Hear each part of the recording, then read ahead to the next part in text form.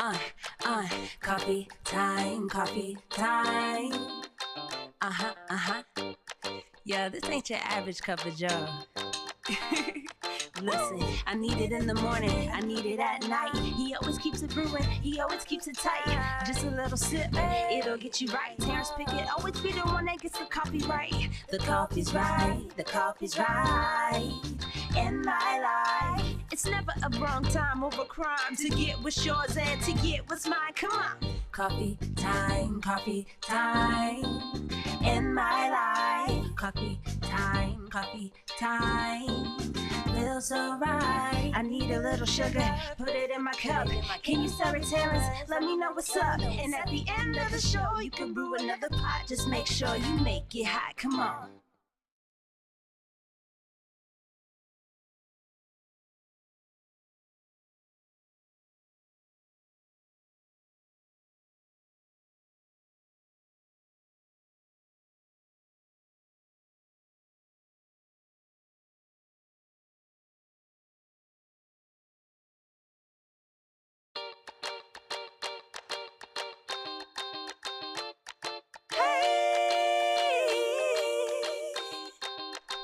Uh, uh, coffee time, coffee time.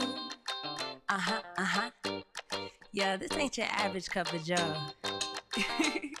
Listen, I need it in the morning, I need it at night. He always keeps it brewing, he always keeps it tight. Just a little sip, it'll get you right. Terrence Pickett always be the one that gets the coffee right. The coffee's right, the coffee's right. In my life, it's never a wrong time over crime to get what's yours and to get what's mine. Come on, coffee time, coffee time. In my life, coffee time, coffee time. Feels so right. I need a little sugar, put it in my cup. Can you serve it, Terrence? Let me know what's up. And at the end of the show, you can brew another pot. Just make sure you make it hot. Come on.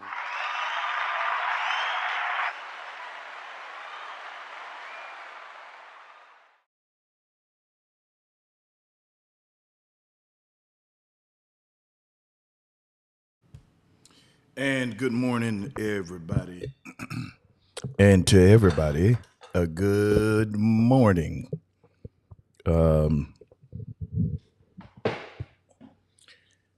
Just trying to get some stuff settled here. Good morning, good morning, good morning. Uh huh. There we go.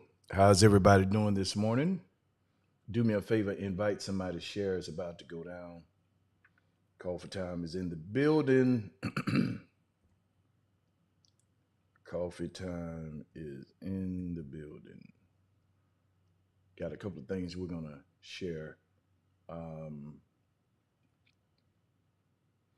but do me a favor, invite somebody to share. Let them know. Let them know we on. It's about to go down. I'm eating breakfast too. hmm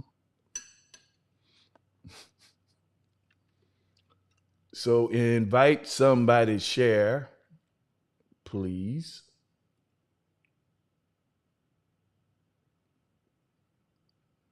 I'm in the process of inviting our online audience.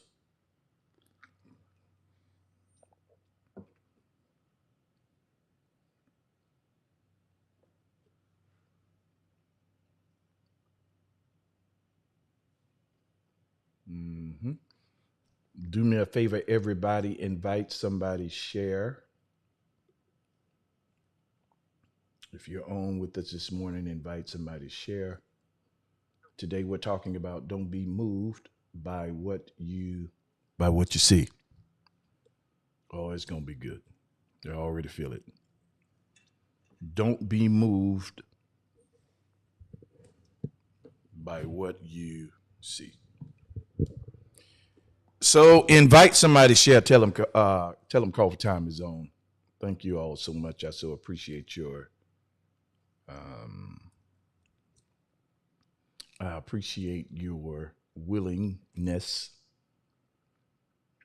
to help me as I invite our online audience in various places I wish this could be done before I go live, but unfortunately, with the software that I have, it cannot. So I have to be live in order to bring them on.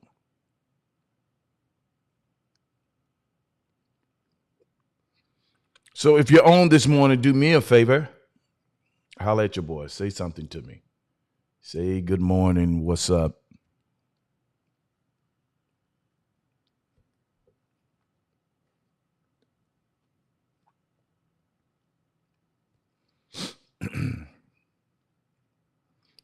I'm gonna give everybody another minute. If you help me spread the word, help me let the people know we are live.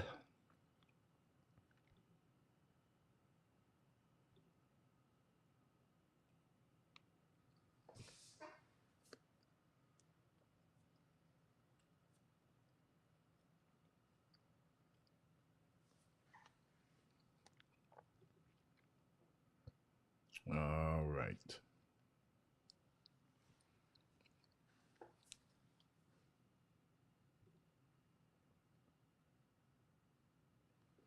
How's everybody feeling this morning? Do me a favor again, please invite somebody, share.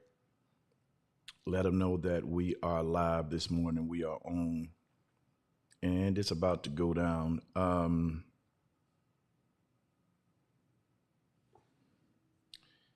Thank you for inviting. Thank you for sharing. It helps our algorithms. So if you don't mind, invite somebody, share. It makes a difference. It helps me out. Can't do it without you. And for you, I am grateful and I am thankful. We're ready to rock and roll now. Um,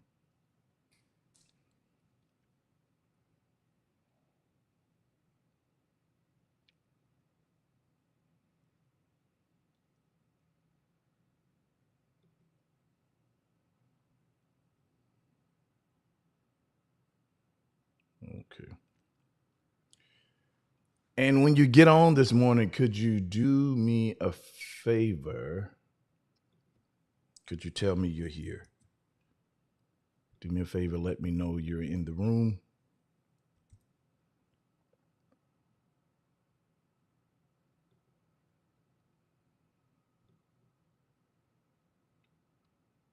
All right. So, for all of you who were here, and while we were inviting people, you were being patient. I appreciate that.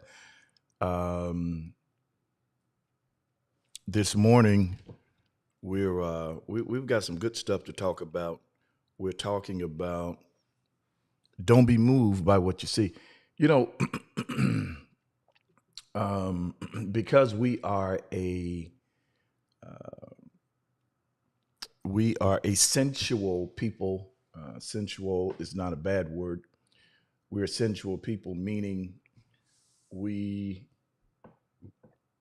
primarily are moved by our senses.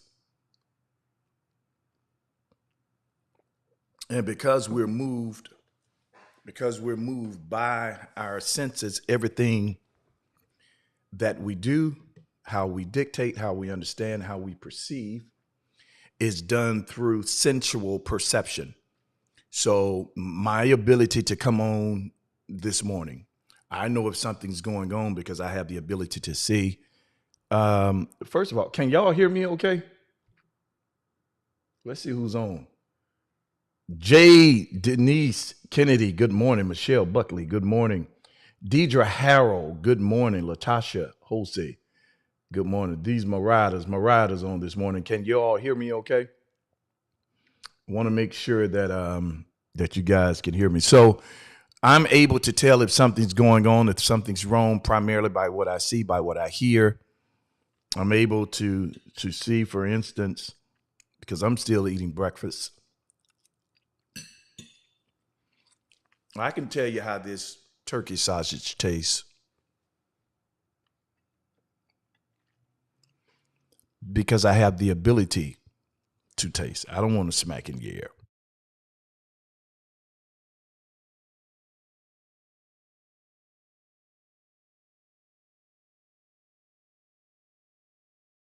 So my senses help me and they guide me through my world. J. Denise Kennedy, thank you so much. My senses help guide me through my world. My senses give me the ability to hear, to touch, to taste, to see, to smell. And I am driven by my sensual perception because in the world that I operate in, that is what's needed. I'm going to say it again. That's what's needed in the world that I operate in. I need my senses. My senses help me. It helps me know I'm alive, and it helps you know I'm alive. In fact, if something was to happen, I was to collapse, the way that they know I'm dead or alive primarily is how I respond to whatever they're doing. So in order to live in this life, we're guided by our senses. And that's not a bad thing. The problem or challenge, should I say,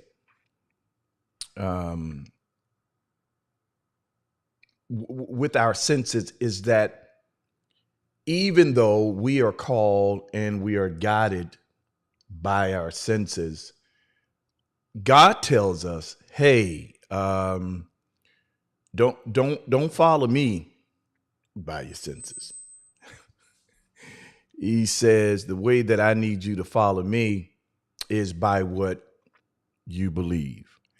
And that is where the challenge begins. The challenge begins is because we serve a God who wants us to trust him.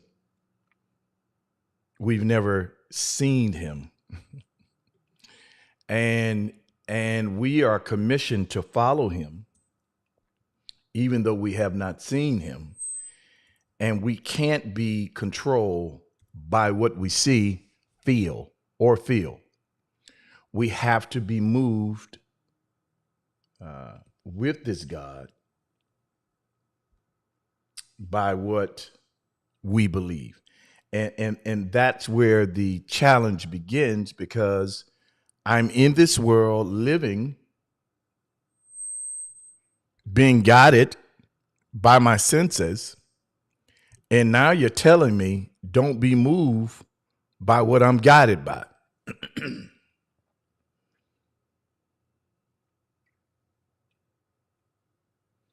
Are you all still there? I'm getting a notification that this thing has ended. I don't know why. So the same thing that guides me in the world now, being that I'm alive in God, what guides me through the world, God is telling me that's not how I want you to be guided. I want you to be guided by what I say. I want you to be guided by what you believe. And our believing is driven by what he says. So I have to disconnect my senses and be led by my faith in a world that I cannot see, but the world is more real than the world that I'm in. And that's where the struggle begins. The struggle begins because I have to now lean on the unknown and the unseen and be guided by this perception of faith. And that's where the challenge is. That's where the challenge, because it's easy for me to believe what I see. But how do I believe what I've had visions of, but it's not tangible? I want you to think about that this morning. How do you believe what's visible, but not tangible? In other words, the vision that I have is internal. It's not physical. So I've seen it, but my eyes haven't seen it. And trying to get people to believe something that they cannot see can still be challenging. So God would give you an idea that you do not see and tell you to move in a direction that you can see and start making natural moves for something you cannot see. I'm just trying to set it up. Because when God shows us something, what we see is not physical. It's not physical at all. In fact, what we see is not even tangible. But have you ever been hungry and imagine, you just imagine that that hamburger that you wanted, you imagined it being directly before you. Do you know what it does to your taste buds to be able to imagine something that you've not physically seen, but you've thought about? The mind is awesome.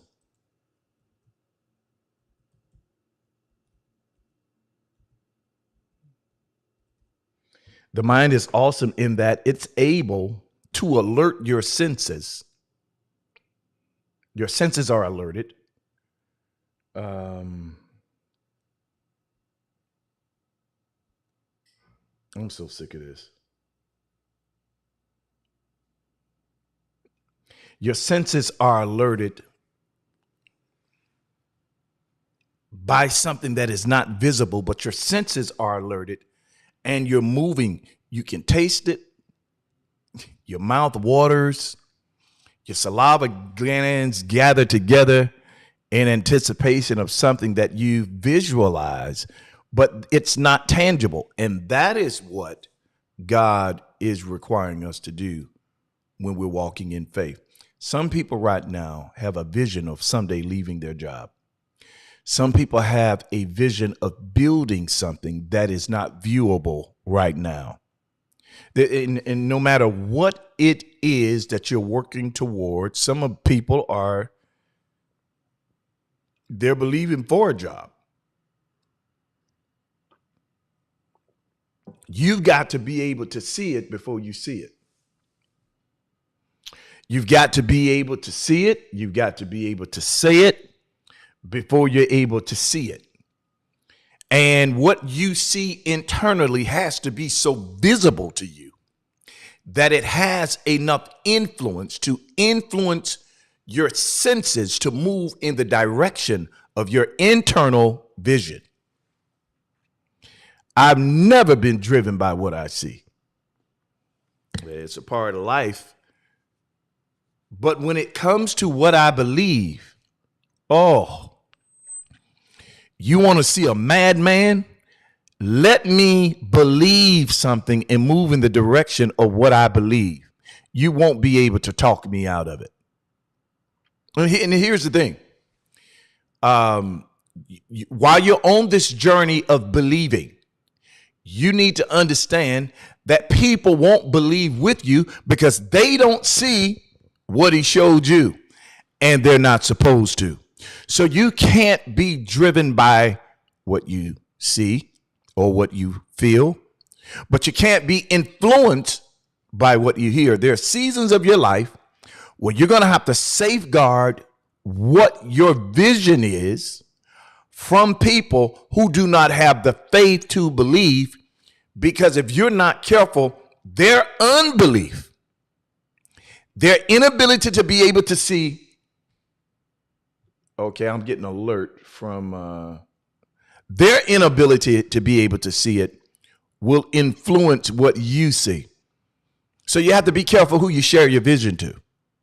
You have to be careful how you unpack your vision. There's layers to this thing, and you're going to be the only one that see those layers. The people around you will have glimpses of it based on what you say, or the picture you paint, but they'll never be able to see it. That's why God showed it to you. They'll never be able to see it. That's why he showed it to you. So you have to go protect your vision. And the way that you protect it is you can't have loose lips. You can't tell everybody what you're believing for. There may be one person in your life that you can go to with just about anything, and they see it the way that you say it. There may be one. There may be one. And you're not to be mad by that. That shouldn't bother you. It shouldn't tick you off. You shouldn't be mad. You shouldn't be thrown off. You shouldn't be discouraged. No, they're not supposed to see it. That's why he showed it to you. It's someone that is willing to tie up their bootstraps and see it the way you are, then that is the gift that God is giving you to help bring that thing to pass. I want to talk about the vision. There's time, then there's manifestation. There's 3 stages of growth. The Bible says it this way: seed, time, harvest. Seed, time, and harvest. So in seed, you know, when you're dealing with seed, seed is happening to you because seed is the embryonic stage, of the vision. The embryonic stage of the vision is what we call seed. So whenever you're in seed form, whenever something is in seed form, technically you don't see the seed. You see the outer casing. The outer casing is what you see. You think it's the seed, but in actuality, the seed is inside of the outer casing. And when you put the seed in the ground, the outer casing breaks open for the seed to come through. It's done in darkness. Let's say it again. It's done in darkness. Whenever vision is being birthed, vision is birthed in darkness. Now, you all, I hate to date myself, but I'm on. Do you all remember back in the day when you had to go to Eckerd Drugs to get your negatives developed? Y'all remember that? Am I the only one? Y'all gonna leave me out here by myself like that? But back in the day, you had to you had to go to Eckerd's, and they would develop the negatives from your camera. So we had physical cameras. It's before technology had advanced to where it is now. We had physical cameras, and those physical cameras produce negatives based on the film. We take the film, put it in the camera, take the pictures, and then take the film out. Those films produced negatives. Then we take the negatives and we take those negatives to Eckerd Drugs or to a drugstore that had the ability to produce the film. And if it had the ability to produce the film, then what they would do, they tell you when you could come back and pick your pictures up, because the film produced the negatives. The negatives were developed in what they call dark rooms. The room had to be dark, and it had a little red in the room there was something about the contrast color of red and darkness that was able to produce beautiful pictures. Those pictures a lot of times a part of the production process of developing the film was those pictures were dipped in water. Now, that's a whole sermon right there. That's a whole sermon right there. Because a lot of times we want things to manifest, but when we're driven by what we see, we unpluck what we've planted because on the ground, we don't see any production. And that's the danger. That's the danger. You're driven by what you see. When we were kids, my grandmother taught us how to plant. My grandmother taught us how to plant, and I had a cousin that I grew up with. She was raised as my sister. And her and my oldest sister, I watched them. We put the seed in the ground, and in a couple of days, they didn't see anything. And one of them got excited one day, and they decided, you know what, since I don't see anything, I'm going to dig the seed up to see, what's taking so long. And that's what we do a lot of times with our vision. It's not working the way that we want. It doesn't look like what we saw. It's not going the way we've planned. So we think plucking up the seed gives the seed a better chance at growing. And that's not true. That's not true at all. In fact, you are undoing the process. You're interrupting the process that it needs in order to grow. So when the Lord gives you a vision, I don't care. It could be a vision of being married, a vision of having more, a vision of buying your mother a car or a house.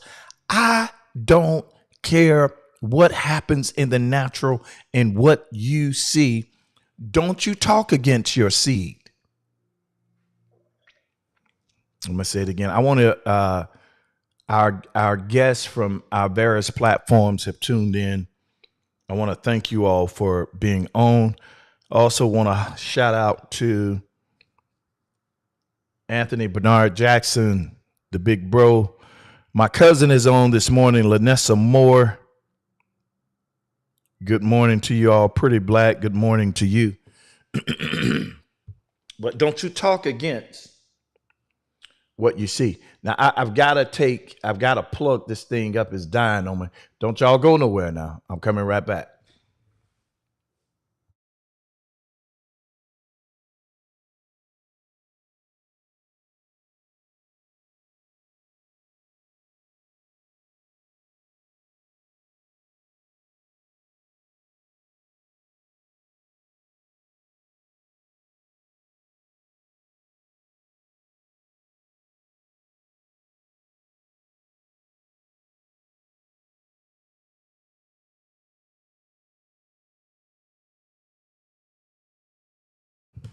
All right. Thank you for your patience. There's a scripture in the Bible. There's a scripture in the Bible that says the vision is for a set time. And it says that it's going to come to pass and it will not tarry. What does that mean? That means it has to go through the process in order for the fruit to come. There's a process that it has to go through. And a lot of times with our doubt and unbelief, we remove the seed from the process,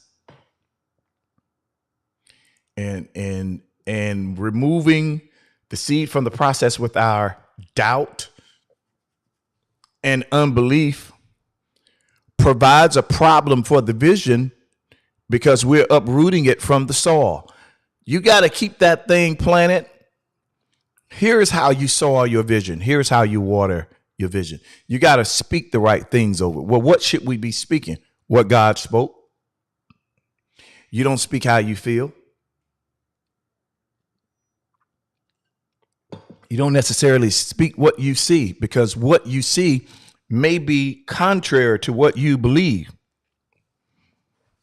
But what you have to do is you have to speak in harmony to what you believe. If I believe I'm going to have something, you will never get me to speak against what I'm believing for. It's not going to happen. It's not going to happen. And that's the trick. A lot of times we, if I can just use this as an analogy, we pluck up the seed through our faithless processes by not allowing the seed to take the time that it needs to take to grow.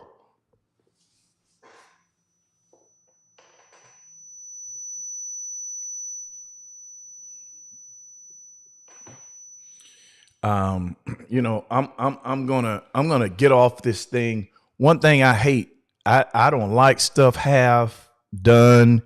I like to move in excellence. I want it done a certain way. And these cameras are tripping this morning.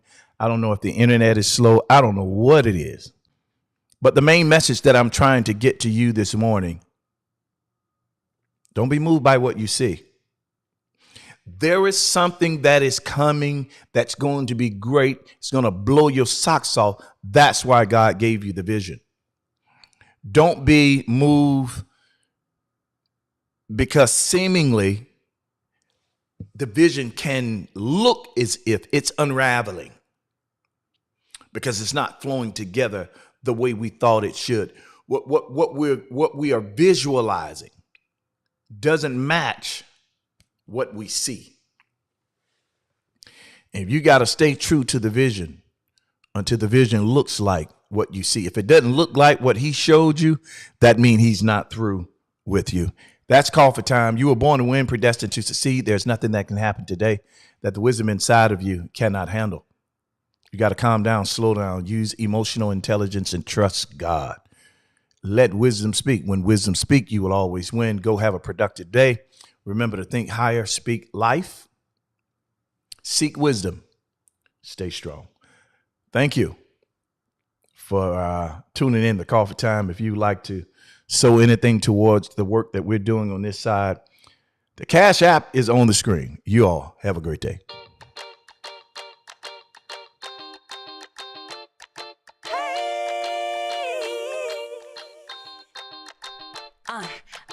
Coffee time, coffee time.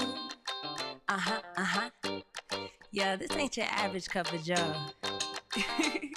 Listen, I need it in the morning, I need it at night. He always keeps it brewing, he always keeps it tight. Just a little sip, it'll get you right. Terrence Pickett always be the one that gets the coffee right. The coffee's right, the coffee's right. In my life, it's never a wrong time over crime to get what's yours and to get what's mine. Come on. Coffee time, coffee time. In my life, coffee time, coffee time. Feels so right. I need a little sugar, put it in my cup. Can you serve it, Terrence? Let me know what's up. And at the end of the show, you can brew another pot. Just make sure you make it hot. Come on.